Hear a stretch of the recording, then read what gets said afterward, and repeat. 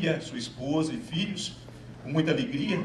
É mineirinho lá de Unai, ele sabe onde ficam os bons queijos lá de Unai, né? Já me presenteou com um bom queijo lá de Unai. Nós o recebemos com alegria. Eu quero convidar o Heitor para que venha aqui orar com ele, por ele. Nós estamos trabalhando essa série temática, Quem é Jesus? E ele falou assim, eu gostaria de falar à luz da Bíblia que Jesus é o Rei. Jesus é o Rei. Então ele vai expor esse tema nessa manhã. Nós vamos orar por ele e com ele. Eu quero convidar você uma vez mais a ficar em pé. E o presbítero Heitor vai nos conduzir em oração, orando por ele e por nós.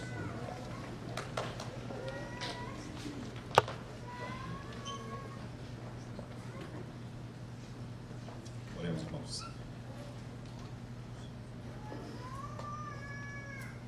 Senhor nosso Deus e Pai, com alegria do coração, nós chegamos à Tua presença, em nome de Jesus, Teu Filho, Senhor, agradecidos por essa manhã de domingo, que o Senhor nos traz à Tua casa, e agradecidos, ó Pai Santo, pelo reverendo Giovanni aqui na Tua presença. Obrigado que o Senhor preparou ele, o Senhor já deu a Tua palavra, Pai Santo, ao seu coração, e que o Teu Santo Espírito agora, Pai, fale através dele, que o Senhor ilumine, ó Pai Santo, também nossas mentes, nossos corações, para receber a Tua palavra, e que nós possamos receber, ó Pai Santo, e colocar em prática essa palavra também. Possamos estar atentos, que possamos estar sedentos, ó Pai Santo, e desejosos da Tua palavra nesta manhã, e que o Teu servo, ó Pai Santo, seja usado pelo Senhor, como ele tem sido para a honra e glória do Teu nome. Oramos assim em nome de Jesus. Amém. Amém.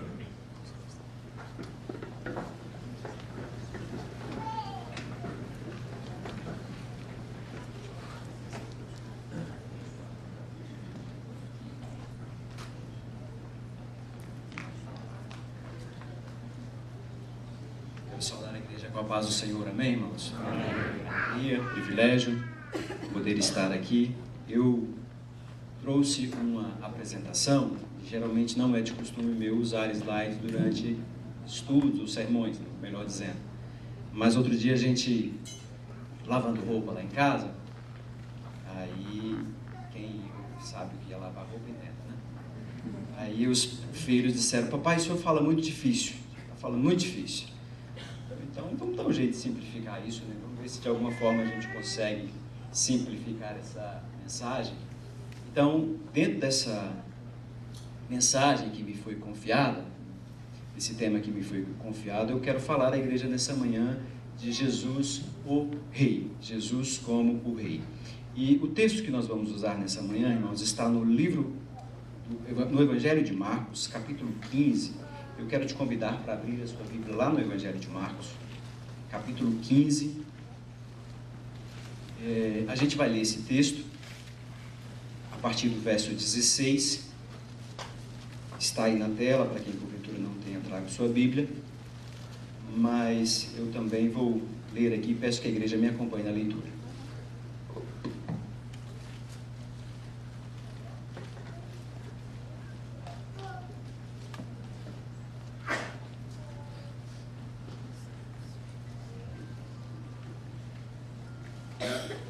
Obrigado. Diz assim a palavra: Então os soldados o levaram para dentro do palácio, que é o pretório, e reuniram todo o destacamento. Vestiram-no de púrpura e, tecendo uma coroa de espinhos, la puseram na cabeça. E o saudavam, dizendo: Salve, Rei dos Judeus. Davam-lhe na cabeça com um caniço, cuspiam nele e, pondo-se de joelhos, o adoravam. Depois de o terem escarnecido, despiram-lhe a púrpura e o vestiram com as suas próprias vestes. Então conduziram Jesus para fora com o fim de o crucificarem. Esse texto antecede o texto que o irmão Expedito leu no nosso momento de contrição. Eu quero orar mais uma vez com a igreja, quero clamar mais uma vez a presença e a direção do Senhor durante essa exposição da sua palavra. Vamos orar, meus irmãos, vamos curvar as nossas cabeças. Deus, nós te rendemos graças por todo esse culto prestado ao Senhor, por todos esses momentos que a igreja se dedica, Deus, para adorar ao teu nome, render louvores ao Senhor, prostrar-se na tua presença. E nós te clamamos, ó Deus, que a tua palavra nos desperte para um avivamento, que a tua palavra nos desperte para entendimento, que a tua palavra nos desperte para obedecer ao Senhor e permanecer na presença do Senhor. Traga, Deus, aos nossos corações obediência. Traga aos nossos corações, Deus, fé para caminhar rumo ao Senhor. E que o nosso entendimento, que a nossa compreensão, que os nossos raciocínios sejam, sobretudo, pautados e orientados pela Tua Palavra. E que a nossa firmeza, Deus, esteja pautada no Senhor como autor e consumador da nossa fé. Em nome de Jesus que nós te oramos, em nome de Jesus que nós te suplicamos. Amém, Senhor. Amém. Irmãos, para começar essa fala com a igreja, eu queria expor alguns aspectos relacionados à argumentação. Hoje nós vivemos e convivemos com o que se chama muito de narrativas. E dependendo da narrativa, há uma série de resultados ou de informações ou conclusões que podem partir delas. Para um bom raciocínio, para um bom entendimento da informação, espera-se que a verdade ela seja construída com bases sólidas, a partir de teses, de contextualizações, evidências, teorias, hipóteses que, uma vez testadas, vão demonstrar que aquilo que se argumenta de fato faz sentido.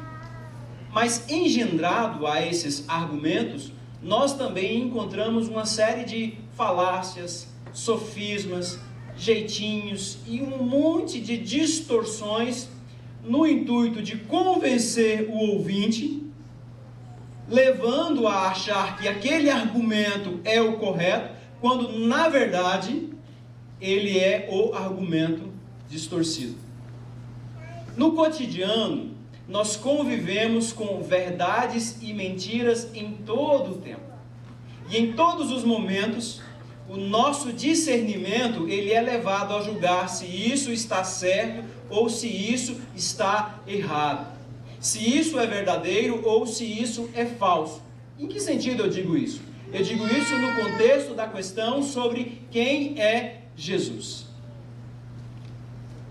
Quem é Jesus? E nós aqui estamos hoje para afirmar e declarar e proclamar Jesus como o Rei. Mas a questão sobre quem é Jesus, desde o seu último suspiro no Gólgota até os nossos dias atuais, ela é objeto das mais diferentes formas de conclusões, a partir de argumentações das mais variadas possíveis. Da mesma forma que eu me prontifico para estar aqui nessa manhã, para com a igreja, afirmando e declarando quem é Jesus com base nas Escrituras e nos pressupostos estabelecidos pela Bíblia, também há, mundo afora, uma variedade de pessoas que, utilizando-se de outros argumentos, ou até mesmo da própria Bíblia, chegam a conclusões totalmente diferentes das quais nós chegamos. E eu trouxe alguns argumentos aqui, alguns boatos, algumas bizarrices, só para que a igreja entenda melhor o que eu estou dizendo. E talvez os irmãos já tenham ouvido no decurso da história alguma dessas argumentações aí. Afirmações, por exemplo, sobre quem é Jesus. Jesus, filho de Pantera. Já ouviram isso? Alguém já ouviu dizer que Jesus, na verdade, é filho de Pantera, não filho do Deus vivo? Houve um filósofo, teólogo, pregador no segundo século, chamado Celso. Contra ele escreveu um autor chamado Orígenes, um dos pais da igreja, no segundo século. E o livro dele se chama Contra Celso. É o nome do título da obra de Orígenes. Mas segundo Orígenes, Celso proclamava para os cristãos e proclamava nas comunidades cristãs que Jesus era, na verdade, filho de um soldado romano. Havia saído da Palestina e voltado para Roma. Existem estátuas, inclusive, na região da Itália, em nome da descendência da dinastia de Jesus, filho de Pantera, esse soldado romano. Há um outro, que esse é mais clássico, talvez muitos irmãos conheçam, que diz que Jesus viveu na Índia. Esse Jesus viveu na Índia é baseado em uma história que diz que, naquele período onde nós nada sabemos sobre a vida de Jesus, ali da adolescência até os 30 anos, Jesus foi para a Índia, lá constituiu família, depois retornou para a Palestina, e na Palestina viveu o seu ministério, e depois de viver o seu ministério voltou para a Índia novamente. E os autores ainda vão mais a fundo dizendo, olha, tem túmulo aqui para vocês, se vocês quiserem tirar foto, tem evidências históricas para que a gente demonstre que na verdade Jesus viveu na Índia. Essa daqui é mais legal, Jesus o cogumelo, Cogumelo Jesus. Cogumelo Jesus é pautado em um autor chamado John Allegro. Era até então, na década de 70 do século passado, um filósofo britânico renomado. Mas aí da noite para o dia, e falando sobre Jesus, e ensinando sobre a historicidade de Jesus, ele vem dizendo para os seus ouvintes: olha, eu não creio na existência real de Jesus, e os discípulos de Jesus, na verdade, o inventaram com base em um alucinógeno derivado de um cogumelo. Então Jesus é fruto de uma alucinação oriunda de um cogumelo. Esse é o Jesus. Isso parte de um evangelho chamado Evangelho de Tomé, que é um apócrifo, e junto com outros apócrifos, o Evangelho de Filipe, o Evangelho de Tiago, a carta de Paulo aos Laodicenses e uma série de outros manuscritos encontrados no Egito em 1945, num local chamado Nag Hammadi. Esses textos gnósticos trazem uma série de outras afirmações sobre quem é Jesus. E aí, a partir desses textos, muita gente escreveu muitas bizarrices como essas que eu citei. E a mais clássica de todas, a mais recente de todas, é o Jesus decodificado de Dan Brown, do Código da Vinci. O livro e o filme renderam bilhões de dólares, e para os irmãos entenderem o impacto do livro e do filme na história da igreja, foi feito um estudo nos Estados Unidos entre católicos, assim que o filme foi divulgado. E a pesquisa identificou que mais de 60% dos católicos que leram ou assistiram o filme disseram que Dan Brown estava correto. Ou seja, tudo não passava de uma conspiração, de uma invenção, para que as pessoas fossem enganadas e a verdade de fato fosse ocultada e o verdadeiro Jesus omitido do mundo. O que todas essas histórias e tantas outras têm em comum, meus irmãos, é uma veia única, é uma teoria de conspiração por trás delas.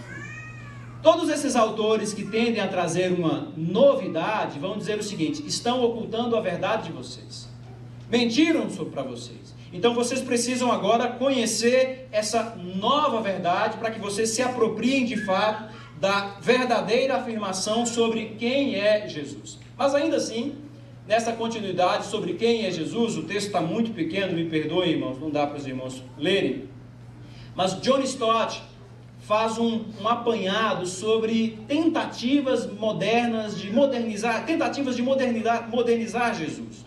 Ou seja, como é que as pessoas hoje estão mais dispostas a ver Jesus? E aí ele apresenta 13 tentativas contemporâneas para se modernizar Jesus. Eu trouxe aí 4 delas, como Jesus como o moralista. Jesus o moralista, na verdade, parte do terceiro presidente americano, Thomas Jefferson. Ele escreveu 2 livros. Esses livros, A Filosofia de Jesus de Nazaré e A Vida e a Moralidade de Jesus de Nazaré. E nessas obras, Thomas Jefferson ele elimina todos os aspectos de sobrenaturalidade e poder presentes nos evangelhos e apresenta Jesus para a sociedade como um mero ou um grande moralista. No início do século XX, os americanos também conviveram com uma peça teatral, um musical chamado Jesus, o Palhaço de Godspell. É uma dança, uma apresentação musical, onde Jesus dança e canta o tempo todo, e quando o ápice está no momento em que Jesus vai para o Getsemane, e no Getsemane, aí sim ele afirma-se totalmente perdido e já não sabe mais quem ele é, a não ser alguém que canta e simplesmente dança. Um outro autor também que causou muito burburinho no século passado, e também quase no mesmo período, em 1925, foi Bruce Barton. Esse é legal, irmãos. Ele apresenta Jesus como o fundador dos negócios modernos. Bruce Barnum escreveu uma peça, ele é um publicitário, e ele declara que estava cansado de ir todos os dias na escola dominical e ouvir dominicalmente aquela mesma lenga-lenga sobre quem é Jesus. E ele disse: não, Jesus na verdade é um grande empreendedor, Jesus é um grande empresário. E a prova cabal que Barton apresenta para os seus ouvintes baseia-se naquele texto de Lucas, quando Jesus aos 12 anos vai ao templo, e no templo ele diz: eu estou aqui para cuidar dos negócios do meu pai. Excelente capitalista, o mundo capitalista se apropria disso. Eu acho que Pablo Marçal usou esse texto, usa isso até hoje, está ensinando isso para muita gente por aí, viu gente? Jesus como o grande empreendedor. E se você não se ligar e seguir essas métricas aqui, você está lascado. Uma outra das 13 vertentes apontadas por John Stott é a do Jesus, o socialista. Stott cita vários aqui, e eu fiz questão de trazer Fidel Castro e Che Guevara. Embora não tenham escrito diretamente, muitos dos seus discursos apresentam e referenciam Jesus como o grande libertador, e eles também como pessoas aptas e dispostas a darem continuidade à missão libertadora feita por Jesus. Mas em síntese, para a gente sintetizar todo esse contexto, o Stott ele traz uma frase para a gente que eu acho marcante. O que é que nos compete? E qual é o nosso desafio enquanto igreja, convivendo com esse emaranhado de argumentos e contra-argumentos em todo o tempo acerca de quem é Jesus? Então o desafio que temos diante de nós, segundo Stott, é o de apresentar Jesus à nossa geração, preste atenção nisso, de tal forma que seja, ao mesmo tempo, histórico e contemporâneo, autêntico e atrativo, novo no sentido de recente, neos, mas não novo no sentido de ser uma novidade, não novo no sentido de que seja algo que você nunca tenha ouvido falar. O Jesus apresentado pela igreja é o Jesus das Escrituras. As Escrituras às quais nós nos referimos não se pautam em revelações humanas, invenções humanas. Estão naquilo que a palavra de Deus, aquilo que nós historicamente reconhecemos como palavra de Deus. Inspirada e canonizada, codificada e entregue à igreja. É a partir da palavra que Jesus se revela, é por meio da palavra que chegamos à compreensão de quem Ele é, e é por meio desse entendimento despertado em nós que somos levados a confessá-lo e crer nele como nosso Rei.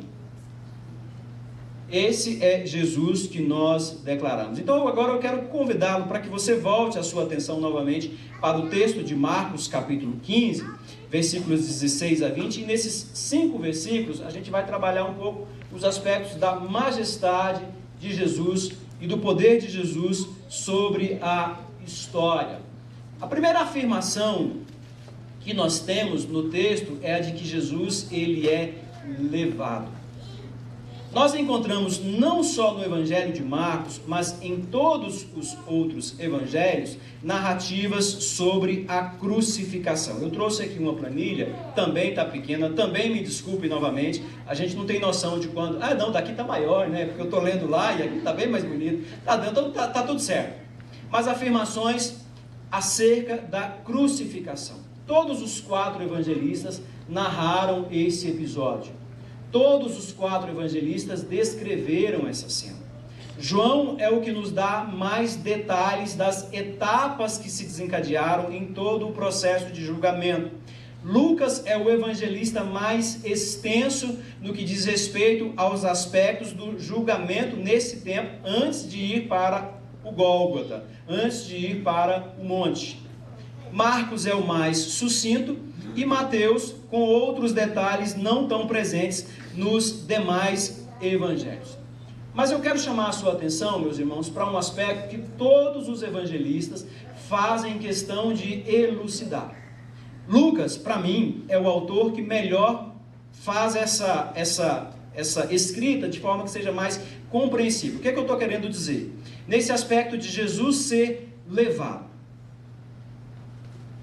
Toma como base o Evangelho de Lucas. Os 24 capítulos do Evangelho, desde o primeiro até o meados do 22, Jesus é o agente do tempo todo de todos os atos ali proferidos. É Ele quem vai, é Ele quem evangeliza, é Ele quem cura, é Ele quem profetiza, é Ele quem ensina, é Ele quem faz milagres, é Ele quem atravessa para a região da Samaria, depois adentra em Jerusalém.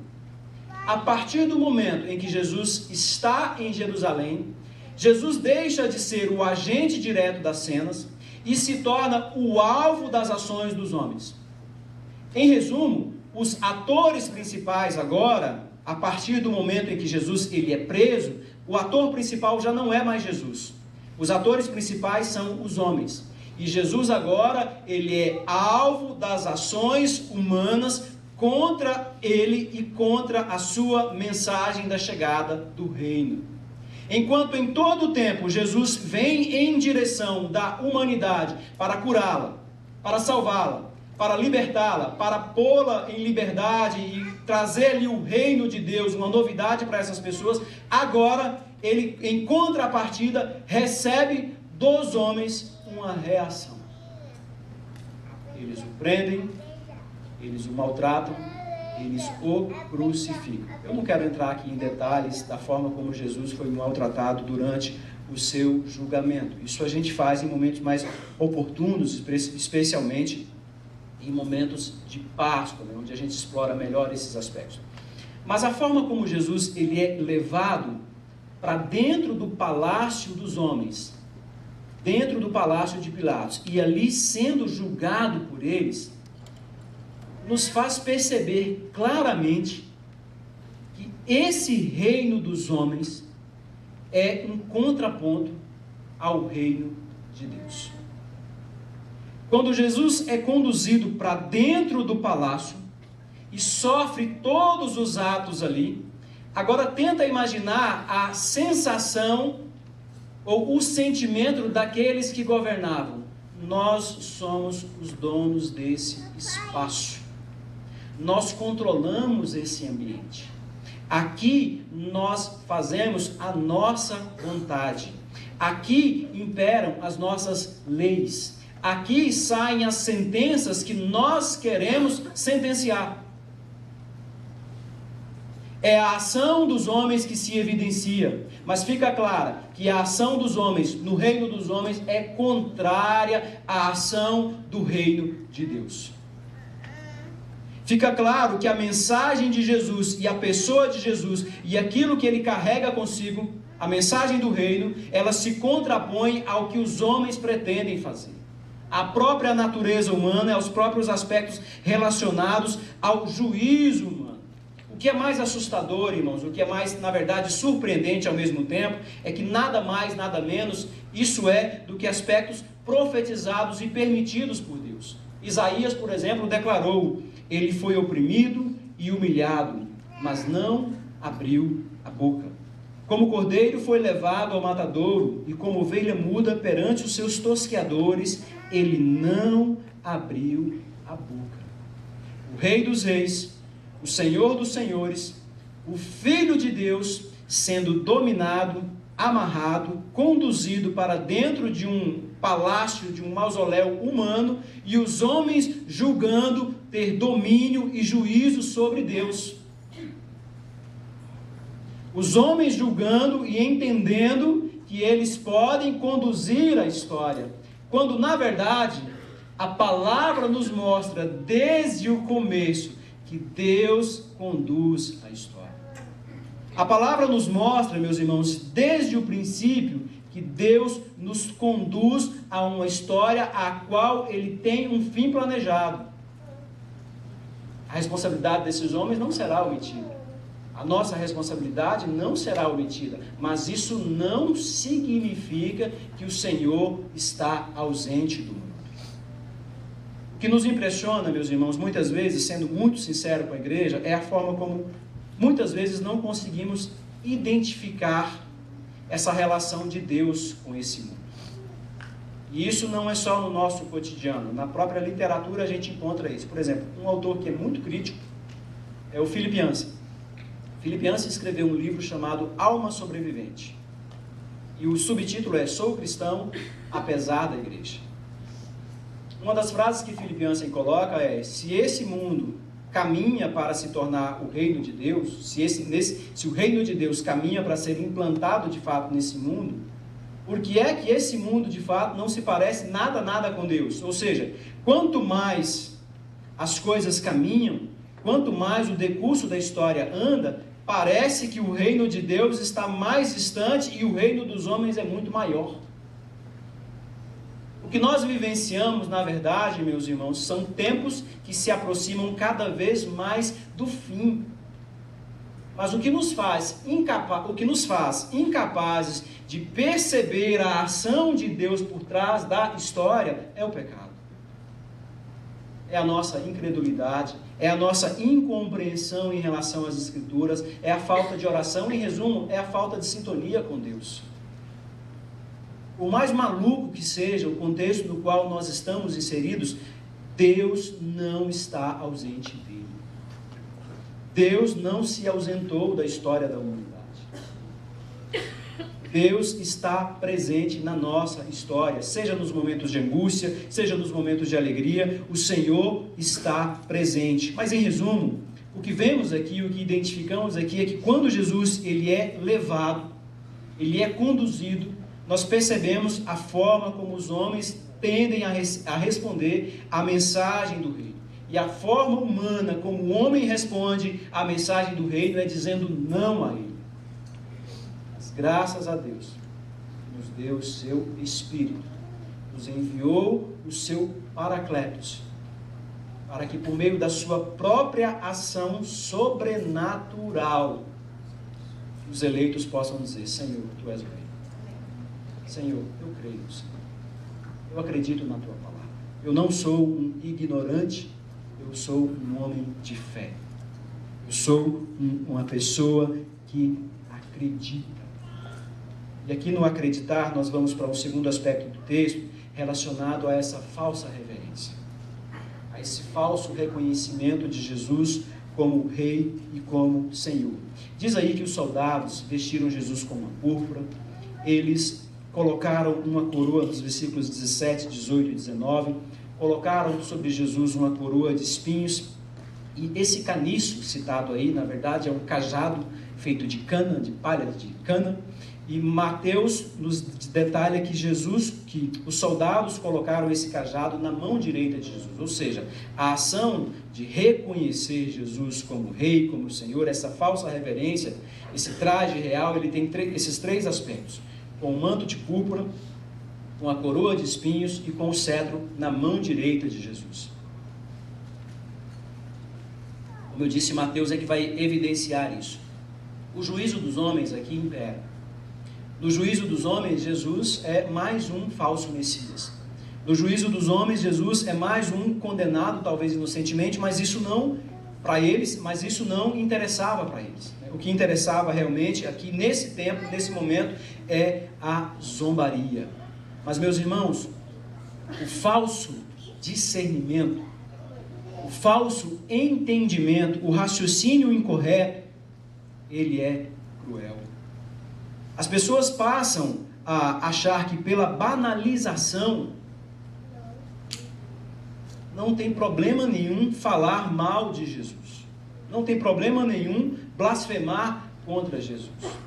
Mas no aspecto da blasfêmia, que eu também acho interessante, são as falsas afirmações sobre Jesus no mundo.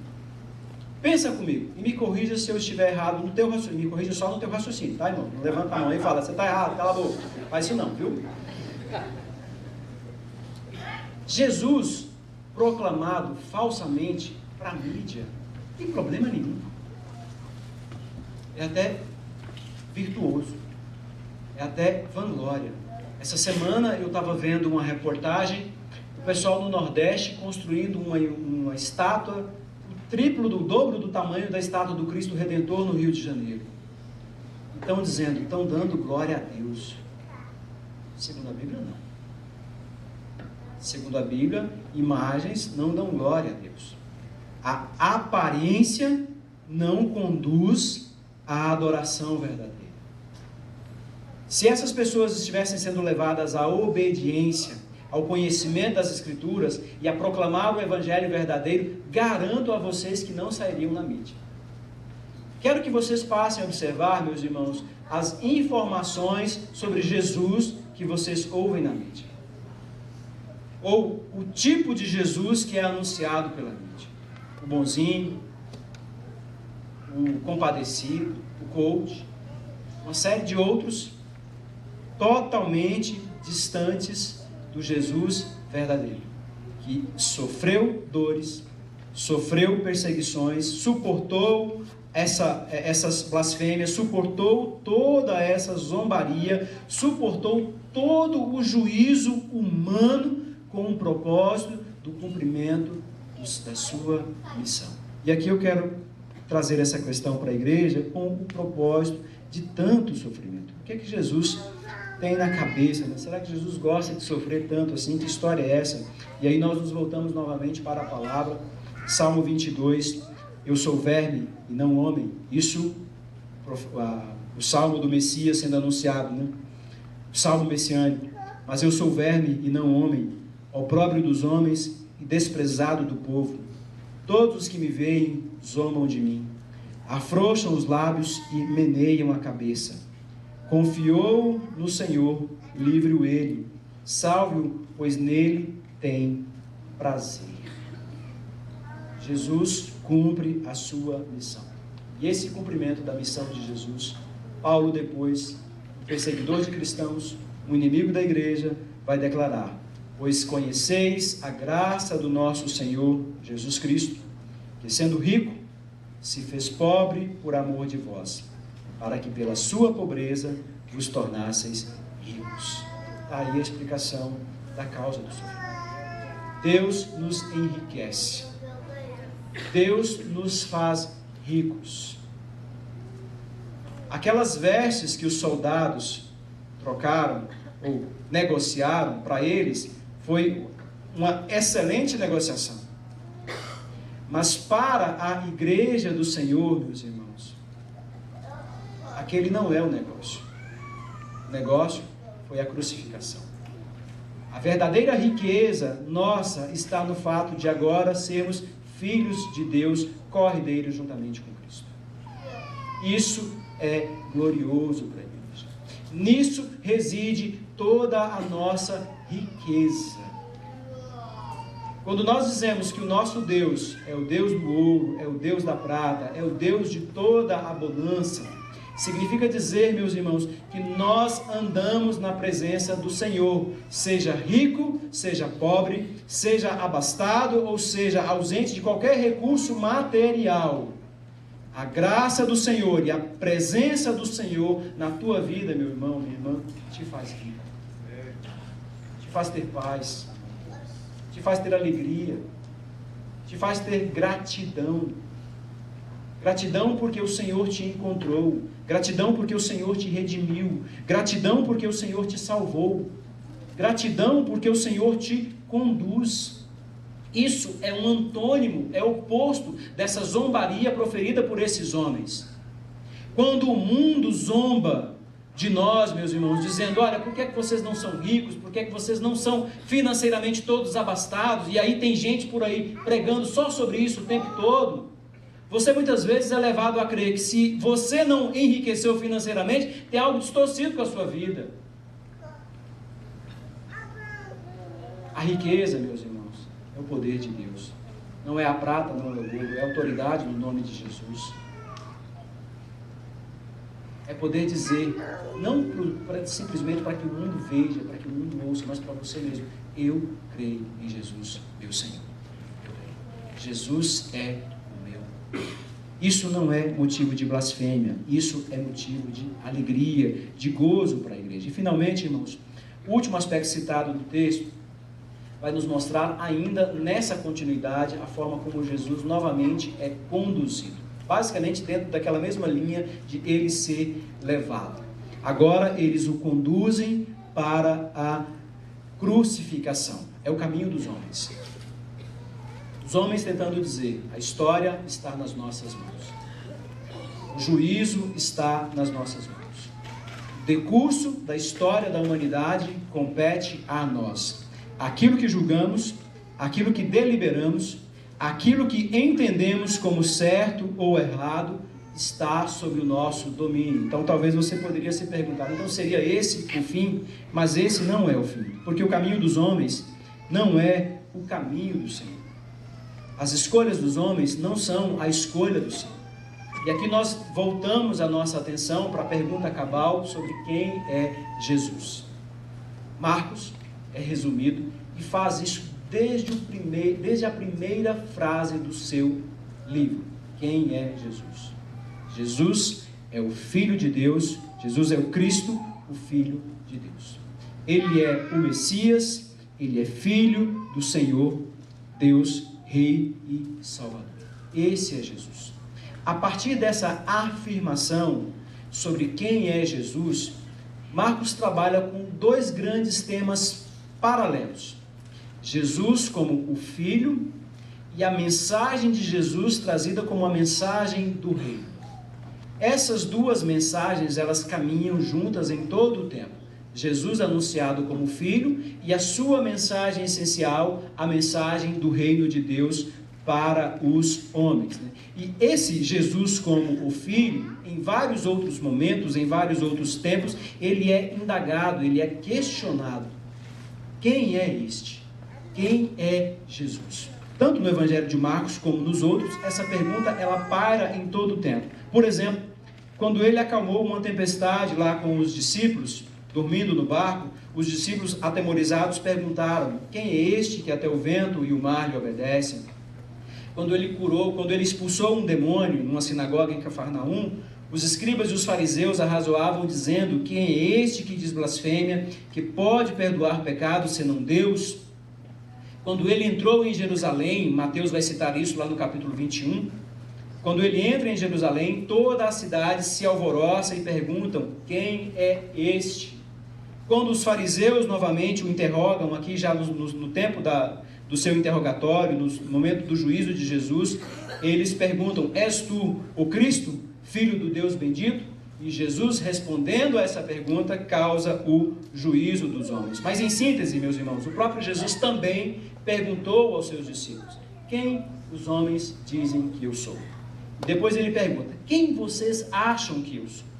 E aí os discípulos citam opiniões dos homens, como eles vão dizer: olha, dizem por aí, Senhor, que o Senhor é Elias, que o Senhor é João Batista, que na verdade não morreu, talvez não tenha morrido, né? Ou algum dos outros profetas. E Jesus pergunta para eles: mas vocês, quem vocês dizem que eu sou? E a resposta de Pedro é uma confissão de fé para toda a igreja: tu és o Cristo, tu és o Filho do Deus bendito, Messias, o ungido do Senhor. Então, meus irmãos, Cristo, ou quem é Jesus, Jesus aqui para nós, segundo o Evangelho, não é necessariamente a resposta, ele é a questão. Responder a essa questão sobre quem é Jesus define a nossa identidade. Quando eu digo Jesus é uma figura humana inventada pelos discípulos, fruto de uma alucinação de cogumelo, Jesus é um outro homem qualquer, Jesus era um judeu marginal, ou qualquer outra afirmação, negando o que as Escrituras dizem, eu sou um tipo de pessoa. Mas quando eu confesso Jesus como o Cristo, como o Senhor, o Deus bendito, isso tem implicações na minha vida. Isso tem implicações na nossa vida. E o nosso caminho, ele se torna um caminho diferente. Porque agora nós caminhamos como pessoas que confessam Jesus para o mundo. Nós encontramos essa confissão em vários momentos na história da igreja. Na celebração da ceia, na celebração do batismo, nos momentos iniciais da nossa caminhada. Ou seja, ela está presente em toda a nossa caminhada, em todo o tempo. E faz parte da mensagem do reino para nós. Vejam, por exemplo, como eu já disse antes, como essa mensagem de Jesus como Filho, ela se contracena com a mensagem do reino. O Filho de Deus chegou. É anunciado a chegada do reino. Ele salva, ele converte, ele traz pessoas para a presença dele e as perdoa de todos os seus pecados. Mas logo depois, quando ele volta do deserto, ele volta anunciando que é chegado o reino de Deus. Esse reino de Deus está a caminho. Não há afirmação em nenhum dos evangelhos sobre o que acontece com o reino. Espera aí, o reino de Deus já chegou de fato? Ou o reino de Deus ainda não chegou? Essa é a expectativa da esperança messiânica na qual nós caminhamos. O reino de Deus foi anunciado e ele está chegando. À medida que a igreja avança, à medida que a igreja anuncia, à medida que a igreja prega, que pessoas são convertidas ao Evangelho, confessam Jesus como Senhor e Salvador, são agregadas à comunidade da fé, o reino de Deus vem chegando. Há várias parábolas citadas especialmente em Lucas sobre a chegada do reino de Deus. Mas essa totalidade do reino nós só a teremos verdadeiramente na segunda vinda do Messias. E esse é um aspecto que talvez os discípulos não entendessem. E nós hoje o entendemos. Por quê? Porque não havia para os discípulos uma afirmação clara. Gente, eu venho, vou, depois eu volto. Isso para eles não estava claro. Entendem o que eu digo, irmãos? Isso para nós hoje está claro. Jesus veio, cumpriu a sua missão, foi elevado aos céus e prometeu que retornará. Quando esse retorno se manifestar de fato, aí sim nós teremos o reino na sua totalidade. Mas aqui, meus irmãos, fica uma mensagem muito clara para nós enquanto igreja, que tem a ver com a nossa missão: pregar a continuidade da chegada do reino, clamar pela continuidade da chegada do reino, clamar pela presença e plenitude da chegada do reino. Enquanto caminhamos, enquanto vivemos, anunciamos o reino do Senhor, a morte do Senhor, a ressurreição do Senhor, até que Ele venha. Vivenciamos o reino. Vivemos nesse reino numa dimensão de entendimento, ainda que estejamos totalmente no reino dos homens, mas a nossa vida vai sendo tomada pelo reino de Deus. O nosso entendimento vai sendo tomado pelo entendimento da palavra de Deus. O nosso caminho, embora seja terrestre, vai sendo conduzido rumo ao autor e consumador da nossa fé, que é Jesus. Caminhamos entre os homens, mas caminhamos na direção do Senhor. Vivemos entre os homens, mas vivemos na direção do Senhor. Temos o mesmo entendimento que os demais homens desse mundo, mas o nosso entendimento, o nosso intelecto tem como referência a mente de Cristo. Estamos nesse mundo como qualquer outra pessoa está, mas somos pessoas tomadas por essa mensagem e ela tende a crescer cada vez mais em nós. Esse é um aspecto crucial para nós, especialmente para nós presbiterianos. Eu li uma reportagem na Ultimato esses dias, pastor, essa é boa e serve principalmente para nós pastores, para a igreja, para a liderança da igreja. Falava sobre cristãos com mais de 50 anos de idade, e grande parte desses cristãos com muito tempo de igreja. A tendência de muitos cristãos, meus irmãos, é que com o decurso do tempo, presentes, sentados nos bancos das igrejas, eles parem de buscar a Deus. Mas por outro lado, a grande maioria dos cristãos com uma longa jornada, uma longa caminhada de fé, dizem: eu tenho desejo ardente de conhecer mais e mais o Senhor.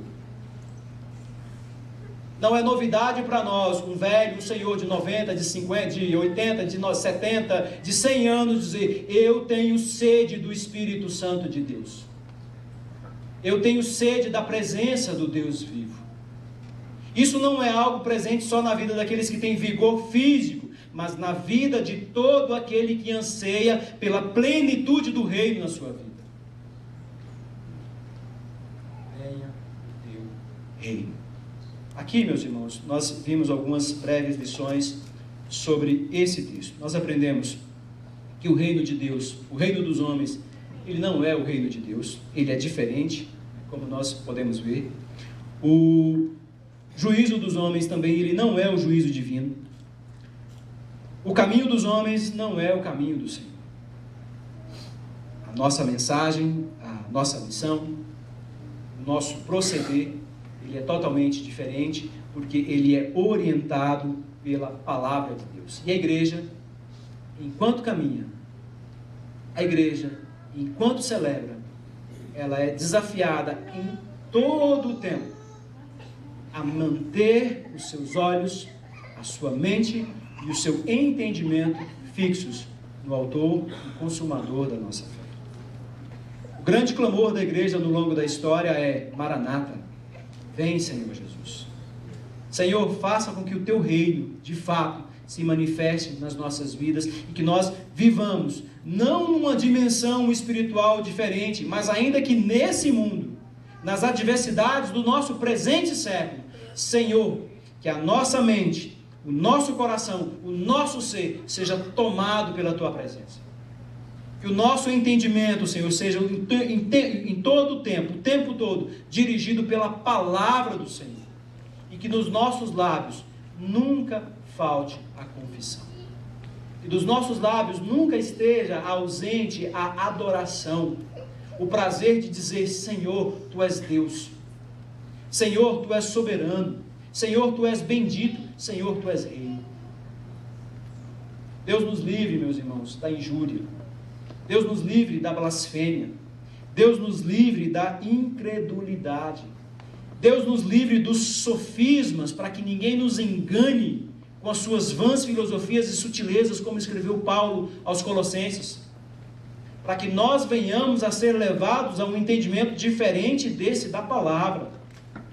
A igreja do Senhor está viva e a igreja do Senhor continua clamando: vem, Senhor Jesus. Venha o Teu reino. Em nome de Jesus. Amém, meus irmãos? Amém. Vamos orar? Deus, nós Te bendizemos, louvamos o Teu nome, exaltamos o nome do Senhor nessa manhã, porque o Senhor é Deus bendito, o Senhor é Deus presente nas nossas vidas, presente na nossa história, presente em todo o nosso ser. O Senhor nos fez, o Senhor conhece cada parte do nosso ser, até mesmo aquelas que não compreendemos ou nem imaginamos que existem, o Senhor conhece. E nós, Deus, confessamos que todo o nosso ser louva o Teu nome, quer louvar o Teu nome, e anseia, Deus, por estar na Tua presença. Dá à Tua igreja, Deus, o privilégio de poder caminhar na Tua presença, feliz, servindo ao Senhor. Que isso não seja uma mera empolgação, que isso não seja uma falsa intoxicação, mas de fato, Deus, ação sobrenatural do Senhor sobre as nossas vidas. Em nome de Jesus que nós choramos, Senhor. Em nome de Jesus que nós Te suplicamos, agradecidos para a glória e louvor do nome do Senhor. Amém, Senhor.